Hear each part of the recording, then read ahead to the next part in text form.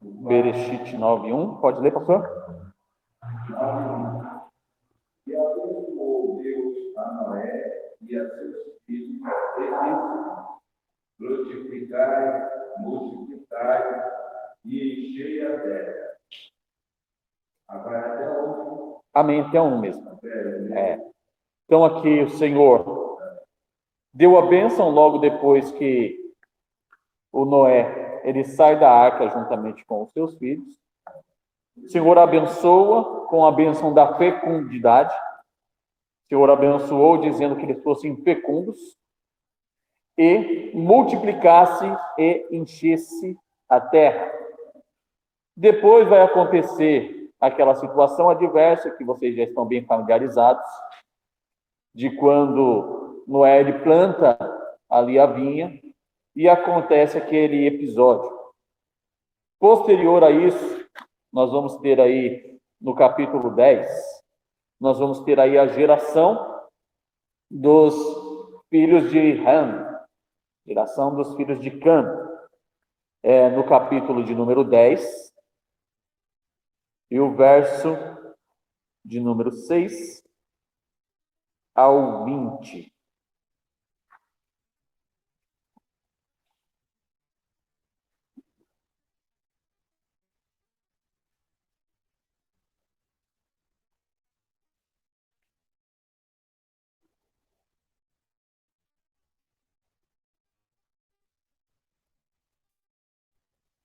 Pode ler, pastor. E os filhos de Cã são Cush, Mizraim, Put e Canaã. Os filhos de Cush são Seba. Segura um pouquinho. Então nós temos aí os filhos de Cã, que vai ser Cush, Mizraim, Put e Canaã. Se vocês quiserem tomar nota, Cush é a Etiópia, os etíopes,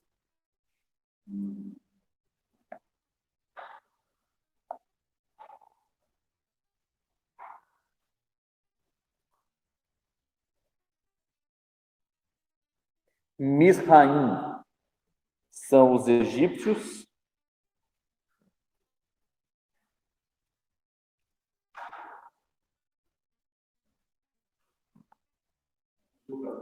bem.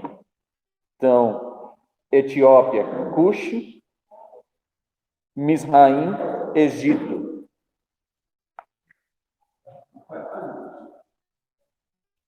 Nós vamos entrar aí na 128.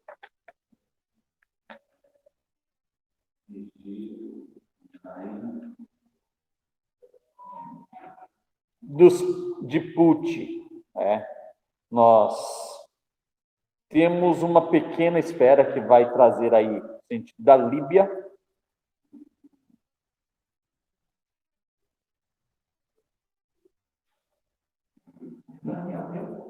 Mizraim é Egito. Não Líbia em sentido de libaneses, tá? Os libaneses, eles vão vir da descendência de Abraão, tá? Líbia é um pequeno país que existia anteriormente. E Canaã,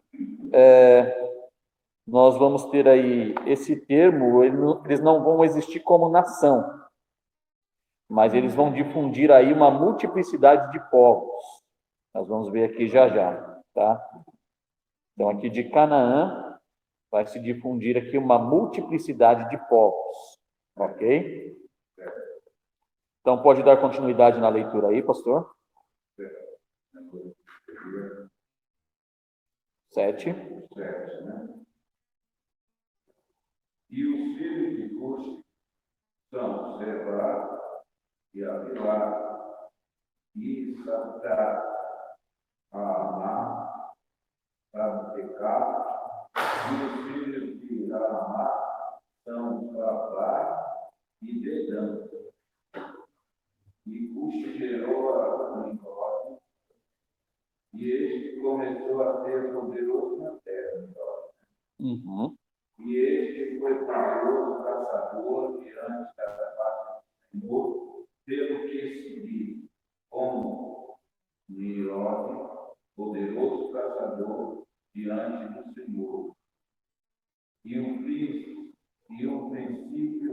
seu reino foi Babel, e Erech, e Acade, Calné, na terra de Siná.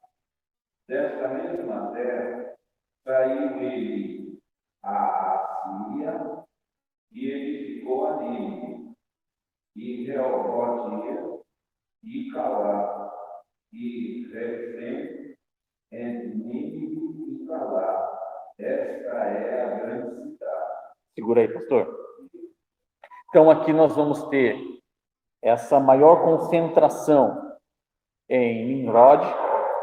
E quando nós lemos aí que Nimrod foi poderoso caçador diante do Senhor, parece que Nimrod ele era crente, né?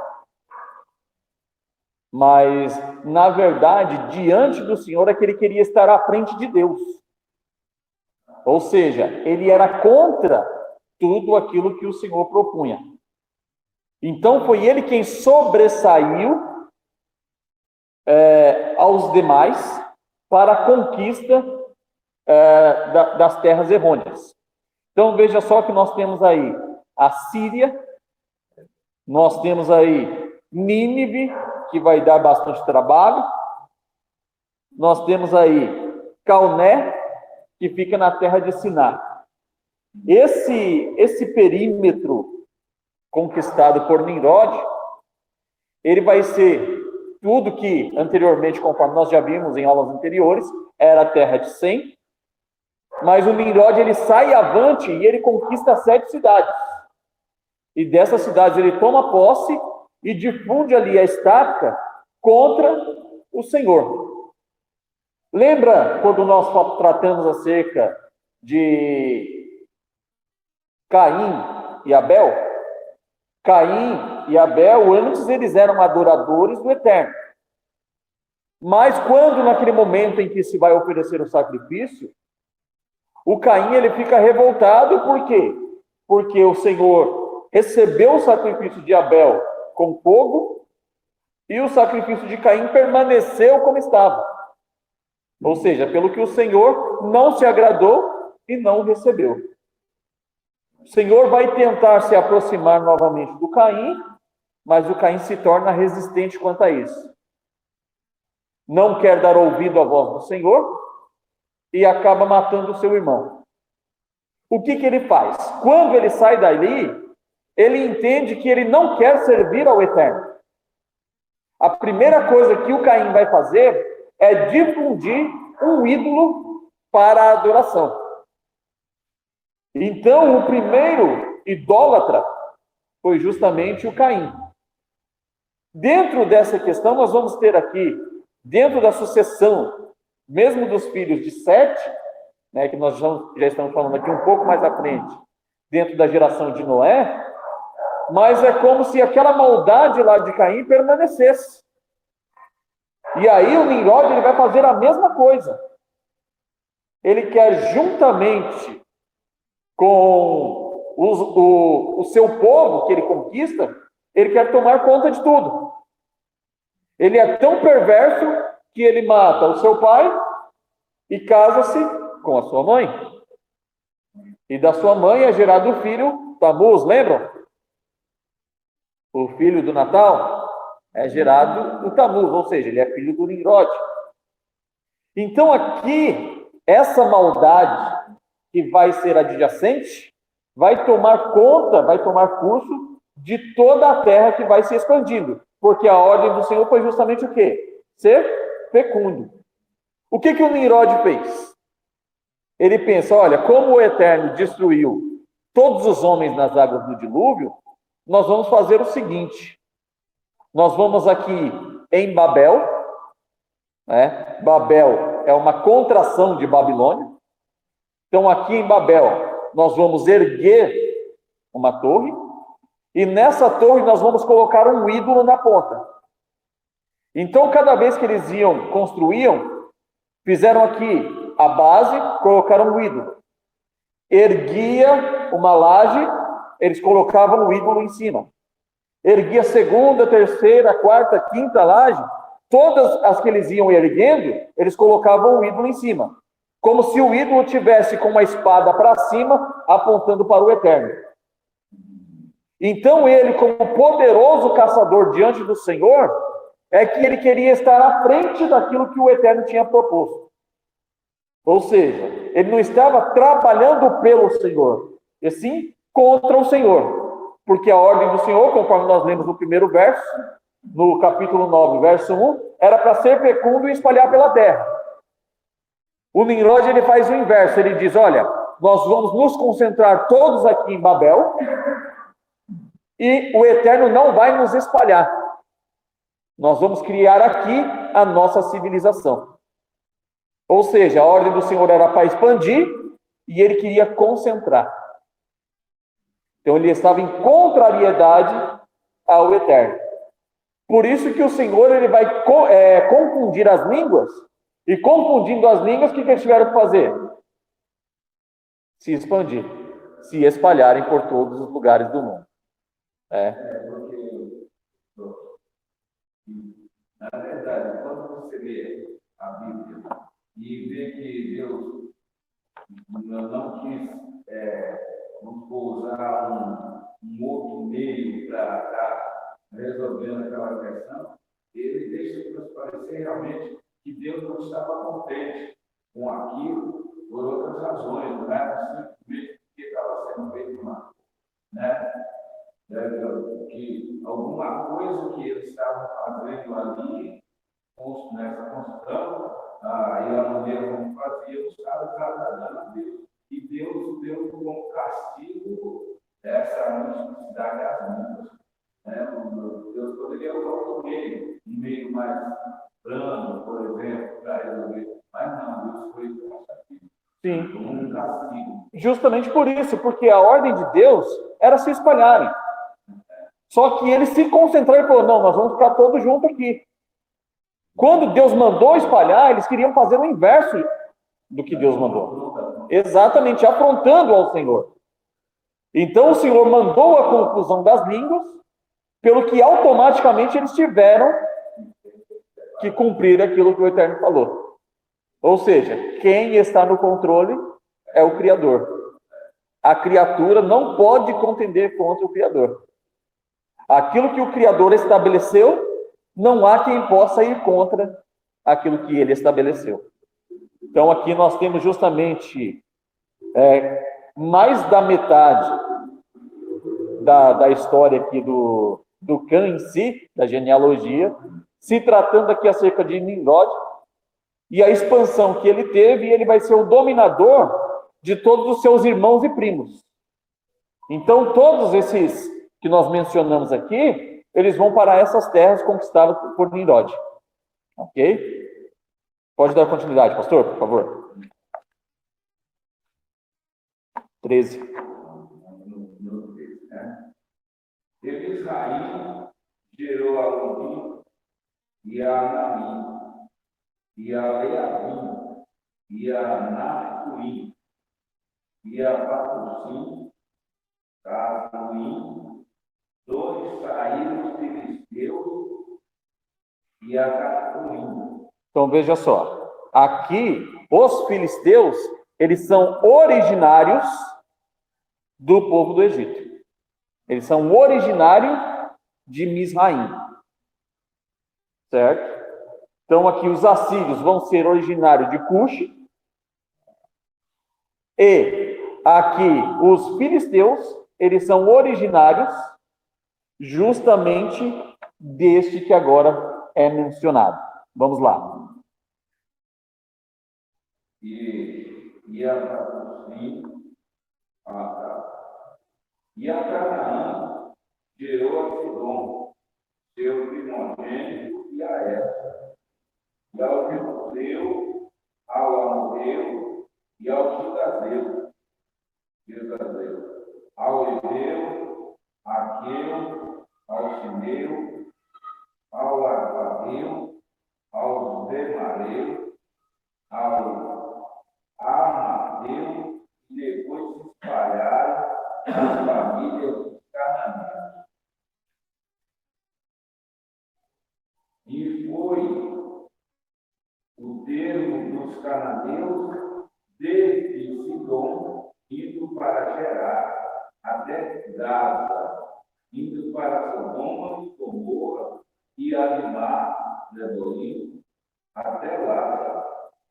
Estes são os filhos do Cã, segundo as suas famílias, segundo as suas línguas, em suas terras e em suas nações. Amém. Então vejam só, os assírios, descendente de Cush, os filisteus, descendentes de Misraim, os cananeus, nós vamos ter aqui como descendentes, nós vamos ter Amadeu, Gigazeu, Jebuseu e todos os Zeus que vão aparecer, nós vamos ter aqui como geração de Canaã. São todos os povos que amanhã está dando problema para Israel. Ou seja, aqui nós estamos falando da geração de Cã. Os israelitas são geração de quem? De Sem. Eles são semitas. Então eles vão dar trabalho para os semitas. Você vê que ao longo do tempo nós não vamos encontrar os povos jafenitas com hostilidade e nem brigando por nada. Eles estão neutros. A briga vai ser aqui justamente de quem? De Cã e de Sem. Por quê? Porque Deus abençoou a Sem, porque o Sem, ele foi obediente na casa de seu pai. E o Cã, que era o primogênito, perdeu a bênção e ele não quer perder a bênção. Então ele quer correr atrás daquilo que ele não deu valor, agora ele quer correr pelo seu próprio braço. Esaú e Jacó. Nós vamos ter também, posteriormente, Ismael e Isaac. Então, todas essas descendências, nós vamos ter o mesmo problema. E veja só que o primogênito, ele tem a oportunidade, mas ele rejeita. O Abraão, ele não era o primogênito de Terá. O Abraão era o mais novo dos filhos de Terá. Mas, professor, através dessas guerras aqui, eu sei que uma parte, tem algumas cidades, mas algumas partes desses, a violência, eles sumiram do mar, não existe mais. Sim, muitos povos foram eliminados, né? E perderam também a sua essência original, né? Isso, então o que acontece? Como, não que eles foram extintos de uma vez por todas, mas que não conservou linhagem. Então eles se misturaram entre outros povos. Então povos que eram de poderio, eles foram e se misturaram. Então eles vão ser contados agora entre os povos de poderio. Você vê que os Zeus, nós sempre estamos vendo ele. Zeus, Gigazeu, Filisteu. Esses Zeus, nós sempre estamos vendo eles. Por quê? Porque eles eram povos poderosos que acabaram dando problema posteriormente.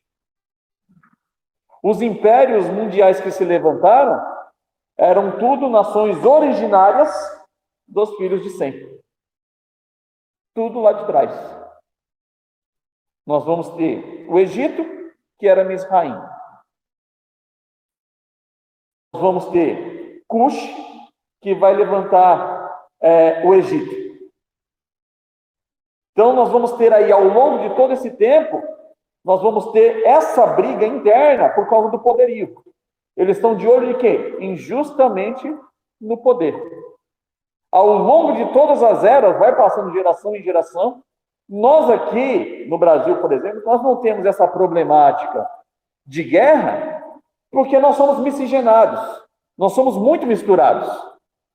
Nós não temos uma origem latente. Então, se a gente for ficar do lado, a gente acaba se dividindo aqui dentro. Falando, não, eu povo. Então você vai buscar qual é a origem do seu povo. Quando você encontrar a origem, aí você tem que matar o seu irmão. Você tem que matar o seu tio. Aqui mesmo, a gente não tem uma essência. A gente é todo misturado aqui dentro. Nós conseguimos lembrar, bisavô, bisavô. É terceira, quarta geração. Para trás, a gente já perde. Tem nem como acompanhar. A gente já perde. A gente, na verdade, o brasileiro em si, ele tem por princípio não dar valor a isso. Eu assisti o vídeo do lá onde muita gente, então, muitos judeus, cada judeu diz que eles carregam um documento com eles, dizendo da onde eles foram, de que tipo ele é e qual é a parte que ele faz no meio da vida. Sim, eles têm origem. E eles, cada um que nasce, eles falam para nós, eu não documento comigo, mas isso é o seu documento. Mesmo que seja misturado com Ele não perde a essência. essa guerra que teve no procurado, assim, você só sabe se o judeu é de Deus, vai procurar nem os pertences dele, se você acha que é Deus. E eles escondiam embaixo, mudavam, faziam malzinho, cavavam no chão, para ninguém achar. Só que muitos conseguiram descobrir que ele era judeu. Por esse motivo, porque muitos judeus eram praticamente mais alemão do que judeu. Sim. É mais aqueles, inclusive, judeus que ficaram no meio, mas eles tentavam defender a.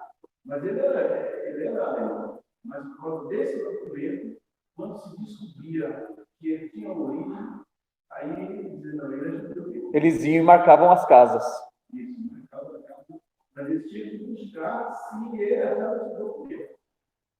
Eles entravam dentro da casa, investigavam até achar. Sim. Ele diz que até as crianças, quando nascem, elas são o seu documento.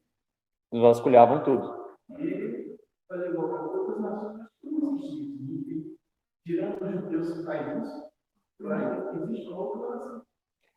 As religiões não, né? As nações do Oriente, eles prezam muito por isso.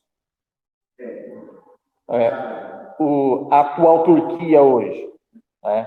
Que é justamente o Iraque, né? Aquele perímetro ali de Babilônia e tal, né? Eles casam-se entre si, islâmicos casam entre si. Então, a ideia deles é não perder a essência. Japoneses casam entre si. O brasileiro não está nem aí para nada. O brasileiro vai indo. O brasileiro, ele não tem nem por princípio de aprender o hino nacional. Às vezes você assiste um filme americano lá, tá a criancinha lá cantando o hino nacional de cor. O brasileiro ele não sabe nem o hino nacional.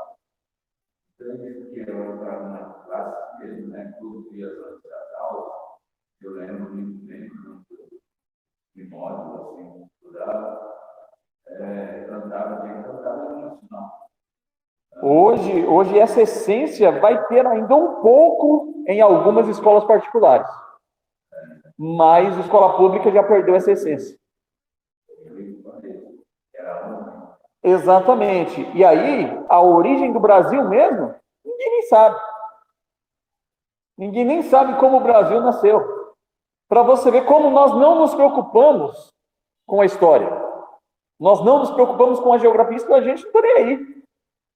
Mas a gente faz parte dessa história. Só que vai se perdendo ao longo do tempo. Por quê? Porque a gente vai deixando de dar o seu devido valor.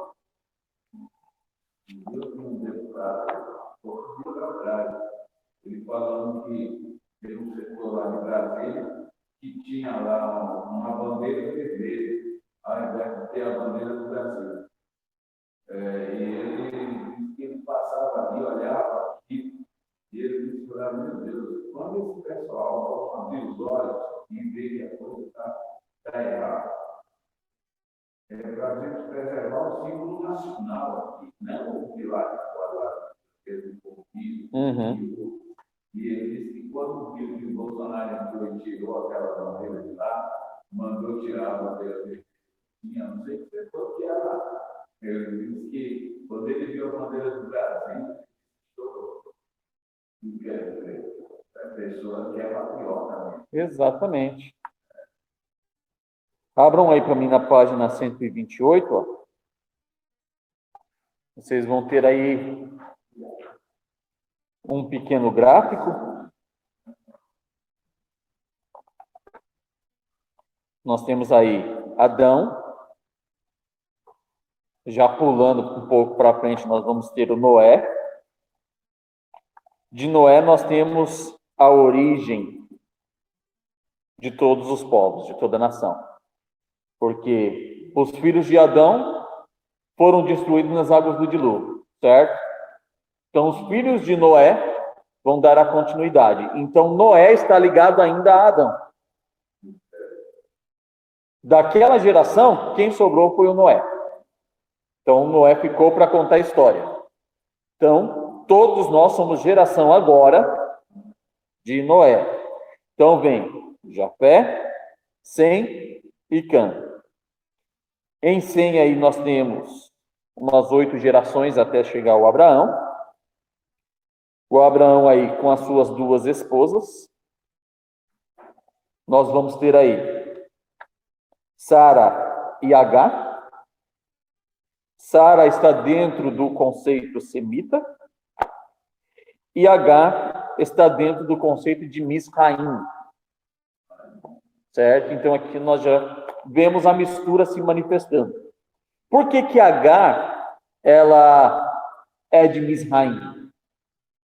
Porque Agar ela era a princesa, filha do faraó, quando o Abraão desceu a peregrinar no Egito, e ele disse para Sara: olha, não vamos falar para ninguém que você é a minha esposa, porque certo, eles me matarão para ficar com você. E ali, por causa disso, Sara orando ao Senhor, o faraó ficou leproso, porque tentou pegar Sara, ficou leproso. E por causa do mérito de Sara, não foi de Abraão, por causa do mérito de Sara, Sara orando, então o faraó ficou acometido de enfermidade. Ele foi então e procurou o Abraão e disse: por que você trouxe tamanho importúnio à terra do Egito? Eu quero que você desapareça daqui, você e todas as suas coisas. Só que esse faraó, ele tinha filha. A filha do faraó era a princesa, certo? Essa princesa não tem o nome dela, eu não consegui até hoje encontrar o nome dela na história. Agar é o nome que ela vai receber dentro da casa de Abraão. Mas veja só, eu quero que você vá com essa mulher, se tratando de Sara, eu quero que você sirva a ela, porque ela terá muito a lhe ensinar. Ela vai ensinar você a ser uma mulher de princípios, uma mulher de verdade. Todo esse infortúnio me veio por causa dela. Então você vai aprender com ela como proceder. Então a princesa vai acompanhar Sara e ela recebe então esse nome de Agar. O nome Agar significa abandonada ou desprezada. Ou seja, que foi o desprezo que o seu pai deu a ela. Então, esse sentido de abandonada ou de desprezada. Certo? Na casa de Abraão, ela morando ali na casa de Abraão, ela vai aprendendo os princípios com Sara. E Sara, ela faz o seguinte. Sara diz: olha, o Senhor não tem nos dado filhos. Então, faça o seguinte, meu Senhor. Deite-se com a nossa serva, que o Senhor verá que não existe idolatria da minha parte por você, e o Senhor pode me abençoar com filhos. E aí Abraão diz para ela: olha, seja então feito conforme seu desejo. E aí foi, e Agar gerou um filho. Por Agar gerar um filho, Ismael, por Agar gerar esse filho, Agar começa a achar agora que ela é a esposa do Abraão. E começa a desprezar Sara. A ligação de ela estar lá não era o Abraão. Ela estava lá por causa de Sara. Mas ela começa a achar agora que ela é maior do que Sara. Então Sara põe ela para correr de lá. Ela encontra-se com o Senhor no deserto, o Senhor manda que ela volte e se humilhe diante de Sara. Ela obedece, tem ali o seu bebê, vai nascer o Ismael, e ali vai acontecer justamente o quê? O Senhor vai abençoar a Sara pelo mérito de Sara, de primeiro do que ela fez, e segundo, dela ter recebido a sua serva novamente em casa. O Senhor vai abençoá-la com o filho, o Isaac, que é justamente aquele que fora prometido anteriormente. Quando o Isaac está adulto, já está na faixa de 38 anos de idade, aí o Abraão vai levar ele em sacrifício. Ele não era criança, ele não era um menino, não. Não. Ele já era um rapaz de quase 40 anos já, quando ele foi oferecido em sacrifício. Certo? Não, ele não era adolescente e também não era uma criança. Mas vocês, professoras de criança, vocês podem usar aí, né, esse princípio etimológico aí da infância dele, tá? Porque aí nós estamos trabalhando com crianças. Mas os adultos precisam entender o que é o certo. Mas o professor deu uma derrapadinha aí. Para pagar aquele cidadão pela Sara, depois voltou e teve um filho. Ele levou o filho lá. E está morrendo lá 6 anos. Então. É a segunda vez. O Abraão Sim. Sim. Só com um pão e um. Sim. Sim. Lá o estava morrendo, ela deixou o barco e saiu para o dedo. Sim. Mãe para dois. Sim. Ela estava com o menino. Ela volta e se humilha a Sara. A questão não é o menino, a questão é a Sara. A Sara e Agar. Porque ela voltou, nasceu o filho. Nasceu o filho da promessa, nasceu o Isaac. Nasce o Isaac e Agar está obediente lá agora. Certo? Beleza. Quando ele está com essa idade, e ele vai ser levado em sacrifício lá no Moriá, esse momento, enquanto eles estão lá, é quando Sara morre. Quando Abraão volta do sacrifício com Isaac, Sara morreu. Sara está morta. Então ele volta para sepultar Sara. Ele não voltou por causa disso, né? Mas quando ele já volta, ele tem a notícia de que Sara morreu e ele já vai sepultá-la. Não. 3 dias. 3 dias para ir, 3 dias para voltar. Quando eles voltam do sacrifício, ele sepulta Sara.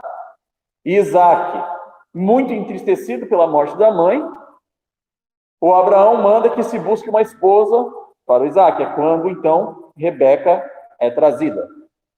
Então, Isaac casa-se com Rebeca e o Abraão está desconsolado. Então, o Abraão, ele vai casar-se novamente, certo? Só que ele não se casa de novo. Ele se ajunta agora a Agar. Só que nós vamos ter o nome de que Abraão casa-se com Quetura. Certo? Quetura é Agar. Agar que, em obediência em casa, ela alcançou o êxito depois da morte da sua senhora. O nome Quetura significa fragrância do incenso. Ou seja, agora o cheiro suave de Agar subiu ao Senhor. Então o Senhor a abençoou, que agora ela é a esposa do Abraão. Certo? Então Agar e Quetura é a mesma pessoa. Ela tem mais filhos. Tem mais filhos, que vai ser a geração que posteriormente também vai dar trabalho para a geração de Isaac. Mistura e continua no trabalho. Continua. Sempre vai dar trabalho. Qual que era a ideia do Senhor ao acontecer esse fato? Era para unir os povos. Porque a ideia do Senhor era o quê? Que em Abraão fosse bendita quem? Algumas famílias da terra? Todas elas. Então o Senhor estava novamente unindo as famílias da terra. Só que eles dentro de casa, eles começam a ter rixa novamente. Por causa da maldade humana. Eles querem ter o poderio. Por quê? Porque o Isaac nasceu primeiro ou foi o Ismael? Primeiro foi o Ismael. Então, quem seria o sucessor do Abraão? O Ismael. Só que na promessa, era quem? Era o Isaac. Só que ele quer buscar a sua primogenitura como direito.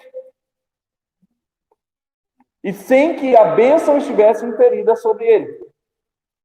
Ele seria uma grande nação. Os ismaelitas seriam uma grande nação. Como o Senhor falou para Agar lá no deserto. Mas era para ser subalterno ao Isaac. Aí vem o Isaac. O Isaac casa-se com Rebeca. A Rebeca gera ali 2 filhos, o Esaú e o Jacó. Nós temos aí uma outra problemática, porque tem o que sai primeiro e o que sai agarrado. Só que antes que eles nascessem, quando Rebeca ela andava grávida e ela passava diante de uma casa de ídolos, o ventre dela, a barriga dela, do lado esquerdo, se mexia. Quando ela passava diante de uma casa de estudos da Torá, o lado direito se mexia. E ela ficava intrigada com essa situação. E ela, então, uma certa vez, indo à casa de estudos, ali, o ancião ainda era o Sem. O Sem estava vivo ainda. E o Sem vai dizer para ela, olha, 2 nações há no ventre. Foi Deus quem falou por intermédio de Sem essas palavras. 2 nações há no seu ventre. E o maior será servo do menor. Antes deles nascerem. Nós temos aí, na nossa atualidade, que o Jacó é o trapaceiro, que o Jacó enganou. O que Deus disse antes deles nascerem? O maior servirá ao menor. Deus já havia estabelecido. O Jacó não enganou ninguém. Aí vejam só, sabe por que toda aquela problemática? Justamente porque quando eles eram crianças, foram crescendo, o Esaú era preguiçoso, trapaceiro. O Esaú era preguiçoso e trapaceiro. Ele não gostava de estudos. Só que, para ludibriar o pai, o que ele fazia? Ele ia buscar a caça. Ele sempre gostou de caçar. E o pai, ao olhar, se maravilhava disso, porque até então ele é o primogênito. Por isso que nós temos essa afeição do Jacó e do Esaú, que Rebeca amava mais o Jacó e o Isaac amava mais o Esaú. Não é porque eles estavam ali um partidarismo interno. Mas é justamente porque o Jacó esperava, aliás, o Isaac esperava no Esaú a sua sucessão. Fazia ideia de quê? De que o maior serviria o menor. Isso foi dito para Rebeca. E Rebeca, então, vendo isso, o que Rebeca fazia? Rebeca cuidava. Eles não estavam competindo, olha, já que você gosta desse, eu gosto desse. Não. Eram cuidados diferentes. Então, quando isso foi acontecendo, eles foram crescendo, o Jacó, ele sempre gostava de estar aos pés de Isaac e gostava de estar aos pés do Abraão para que eles pudessem aprender a Torá, para que eles pudessem aprender a palavra. O Esaú dava sempre um jeito de escapar. E o direito de primogenitura, nós voltando lá ao 100, no direito de primogenitura, quando morresse, o primogênito assumiria a legalidade sacerdotal da família. E o Jacó, vendo aquilo, o Jacó, vocês, por si só, vocês acham que o Esaú poderia ser o sacerdote da casa? Não, ele era perverso, ele não gostava de estudar, ele não gostava da palavra, ele enganava o pai. Ele era mentiroso, ele enganava o próprio pai. Como que alguém tão trapaceiro poderia assumir a família? E aí, quando o Abraão morre, o Esaú estava caçando, só que nesse dia ele não conseguiu nada. E ele volta para casa. Quando ele volta para casa, está lá o Jacó fazendo o guisado. Guisado de lentilhas é comida de... Esqueceram, né? Guisado de lentilhas é comida de luto. Por quê? Porque para o judeu, o guisado de lentilhas é uma comida saborosa e é uma comida que traz alegria. Então, em um momento de maior tristeza, se cozinhava o melhor prato para trazer alegria. Então, sempre no luto, se cozia guisado de lentilhas. E o Jacó está lá, cozendo guisado de lentilhas, guisado vermelho. E o Esaú chega com fome, porque não caçou nada, não conseguiu pegar nada. Chega lá e ele diz: estou com fome, o que é que tem para comer? E o Jacó vai falar para ele: olha, o nosso pai está triste, porque o nosso pai Abraão morreu. E o Esaú vai dizer: e morreu tarde. O que me importa que aquele velho morreu? Eu estou com fome. E aí o Jacó diz: olha, então, já que você não se importa com a família, já que você não se importa com a responsabilidade de Deus nas nossas vidas, vende para mim a sua primogenitura. E aí ele diz: que para mim adianta a primogenitura? Tu é com fome. Aí o Jacó diz: então faz o seguinte, eu te dou o guisado se você me der o direito de primogenitura. Ele fala: fica com isso para lá, eu quero essa comida. Ele entregou. Jacó enganou ele? Não. Rebeca sabia disso. Como Rebeca sabia disso, o tempo foi se passando, não foi de imediato que já aconteceu aquela situação, tá? O tempo foi passando, depois o Isaac ficou velho, e o Isaac velho, cego, e conta a tradição judaica, o Midrash diz que o Isaac ficou cego por causa dos ídolos que as mulheres que se enamoraram de Esaú, que elas queimavam incenso e esse incenso cegou os olhos de Isaac. Quando ele já está velho e sem enxergar, ali ele diz: olha, eu estou prestes a morrer. E ele vai outorgar a bênção do moribundo. Ou seja, sempre quando o patriarca estava prestes a morrer, ele abençoava o próximo em sucessão, que era o primogênito.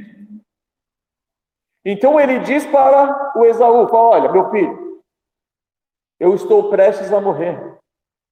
Busque para mim uma caça bem deliciosa, porque eu vou abençoá-lo.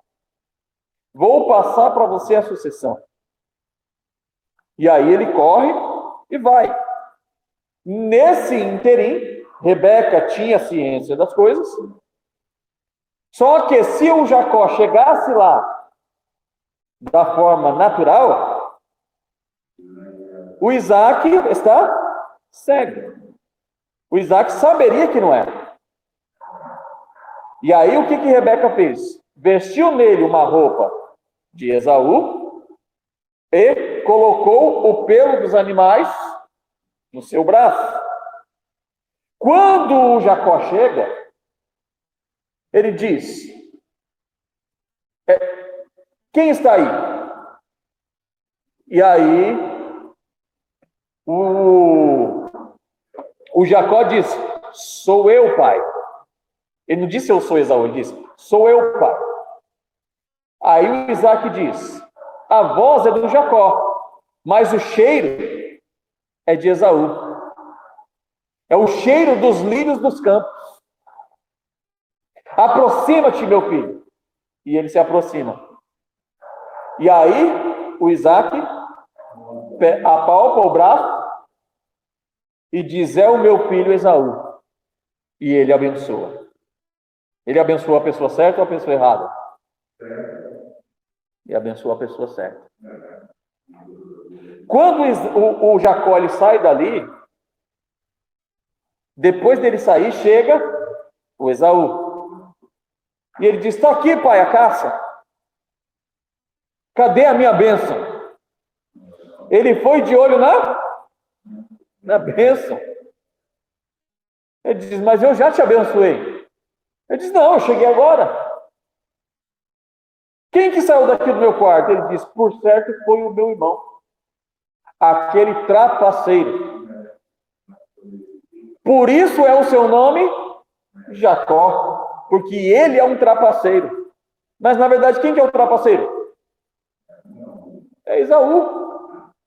Hoje nós temos aí esse sentido, até se vocês olharem no dicionário de língua portuguesa ou dicionário de nomes, vocês vão encontrar como significado do nome de Jacó enganador, mas esse não é o significado do nome dele. Mas esse significado é porque Esaú tentou sujar o caráter dele. Isso foi Esaú que disse. Mas na verdade essa era uma característica do próprio Esaú. Então o Senhor ali, o Senhor Isaac, ao abençoar, ele abençoou o cara certo. Porque o que Deus disse lá atrás? Que o maior serviria o menor. Só que o Esaú nunca deixou isso entrar no coração dele. Ele diz: não, eu sou o primogênito. Então quem tem direito sou eu. Aí vai dar trabalho para a geração posterior. Mas justamente por quê? Porque como Cã, que não valorizava as coisas do Senhor, não poderia ser sacerdote do lar, o Senhor passou o sacerdócio a outro. Aí veja só, se a gente olhar a grosso modo, Deus, o escritor aos Hebreus vai dizer que Deus amou a Jacó e aborreceu a Esaú. Ou seja, Deus fez o Esaú nascer perdido? Não. Isso foi porque Esaú vivia dessa forma. Mas espera aí, antes dele nascer, Deus já não disse que o maior serviria o menor? Sim. Por quê? Porque Deus vê amanhã. Deus sabe a escolha que nós vamos tomar. Deus ele não vai tomar curso daquilo que você deixa que você escolha. Se você der ouvido a Ele, então você entra pelo caminho correto. Do contrário, se você for obstinado de coração, o Senhor já sabe quem é você. O Senhor sabe qual é o seu comportamento. Então o Senhor só disse de antemão aquilo que ele estava vendo, porque para Deus não existe passado, presente e futuro. Passado, presente e futuro para Deus é a mesma coisa. Deus não disse uma profecia. Deus profetizou? Não. Deus disse o presente. Para nós, é que nós não entendemos passado, presente e futuro. Mas a bênção era do primogênito. E quem que vendeu o seu direito de primogenitura? Ele que não valorizou, ele não quis. Ele se preocupou mais com o momento. E ali ele vendeu o seu direito. Deus já estava vendo isso lá atrás. Deus já sabia que ele ia fazer isso. Por isso que Deus diz o comportamento que eles tinham ainda no ventre. Lembra quando ele passava na frente da casa de ídolos ou na casa de estudos? O Jacó já queria estudar já dentro do ventre. O Esaú já queria ser idólatra já dentro do ventre. Quando o Jacó ele sai dali e vai para a casa de Labão, sabe o que o Esaú faz? Ele vai casar com quem Isaac falou que não era para ele casar. Sabe com quem? Com as filhas de Ismael.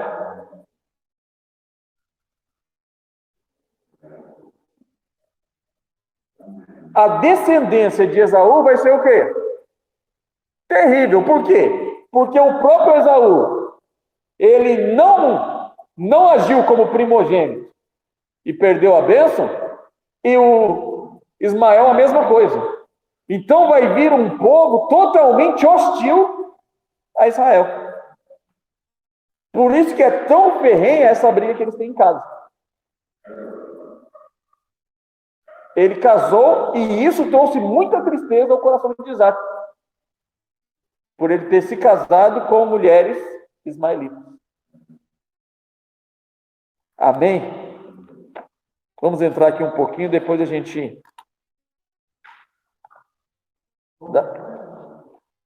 Estamos aí na 129. Então nós temos aí um pequeno mapinha.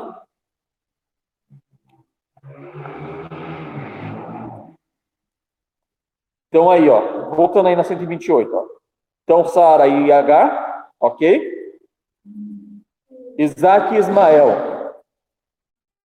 De Isaac vai vir Esaú e o Jacó. O Esaú, ele é rebelde, e o Jacó, obediente. Então, o Jacó vai ser a descendência aqui do segundo Adão. Por que o segundo Adão? Segundo Adão, em teoria, não teria que ser o Noé, que foi o pai de toda a humanidade? Mas não, ele trouxe a mesma geração. O Noé não era da geração de Adão? Era. Então ele foi remanescente. Ele não foi segundo Adão. Certo? Então, aqui nós temos o primeiro Adão, que foi em esfera carnal, e o segundo Adão, que vai ser em sentido espiritual. Ou seja, um em alma vivente e outro em espírito vivificante. Então, nós temos aqui, de extremo a extremo, o Adão e Jesus. Ok?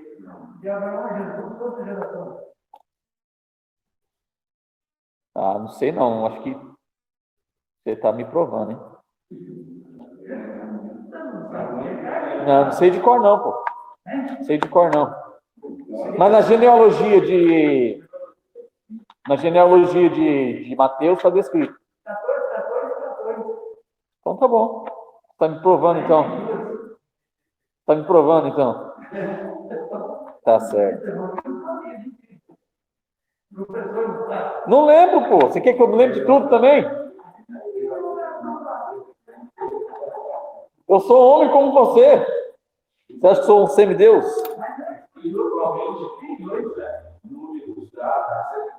Você quer que eu seja o quarto homem da Trindade? Brincadeira, hein? Então aí nós temos esse pequeno mapinha aí na 129, tá? Dentro do conceito de Canaã. Tá Canaã escrito aí bem apagadinho, tá vendo? Bem no meio, grandão. Certo? Então aqui nós temos o perímetro de Canaã. Nós temos aí heveus, cananeus, amorreus, perizeus, jebuseus, amorreus, heteus e idumeus.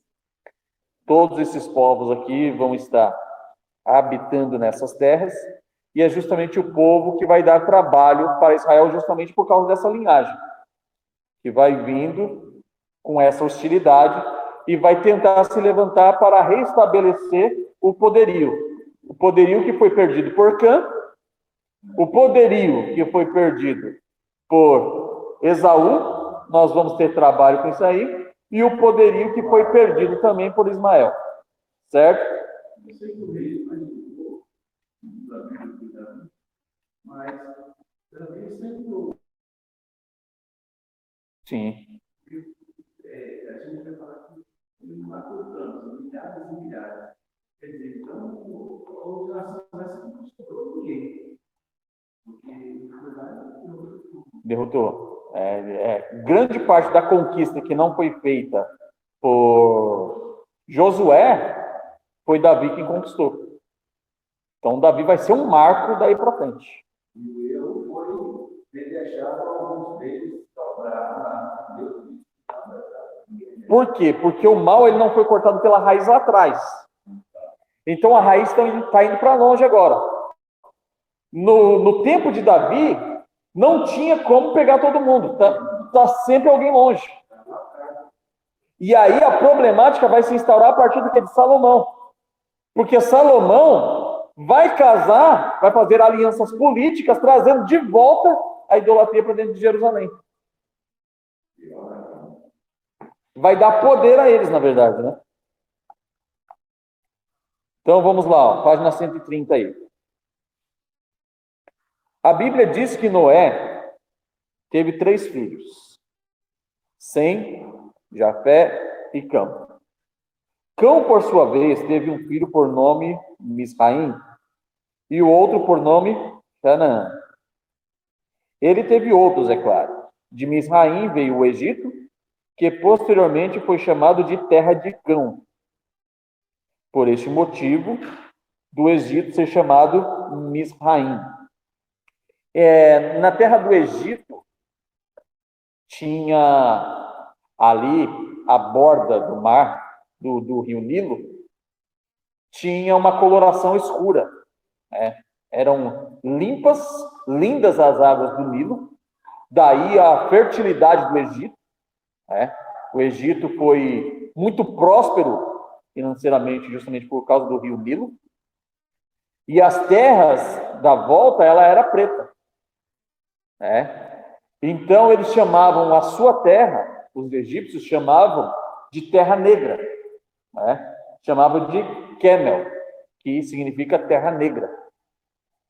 E justamente em atribuição a Cã, porque o Cã, com essa hostilidade que ele teve, é como se o seu coração estivesse agora enegrecido. Ou seja, como se o seu coração agora não houvesse luz. Ele está totalmente em hostilidade ao Deus eterno. Então eles vão difundir uma divindade, eles passam a adorar o sol. Justamente por causa do conceito de Nimrod.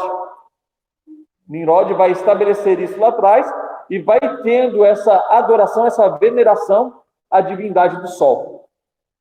Então, isso vai tornar-se muito latente dentro do conceito egípcio, ok? Canaã, um dos seus descendentes migraram para a região que hoje é conhecida como Terra de Israel. A partir daí, este solo, primeiramente habitado por Canaã e os seus descendentes, ficaram um local disputadíssimo e atraindo milhares de povos. Esta veracidade encontramos nas páginas da Bíblia e evidente hoje na mídia. A primeira citação das nações cananeias encontramos em Gênesis, no capítulo 10, do 1 ao 14, conforme nós lemos aí, certo? Nós lemos, na verdade, até o 20. Traçando uma genealogia dos cananitas. Os especialistas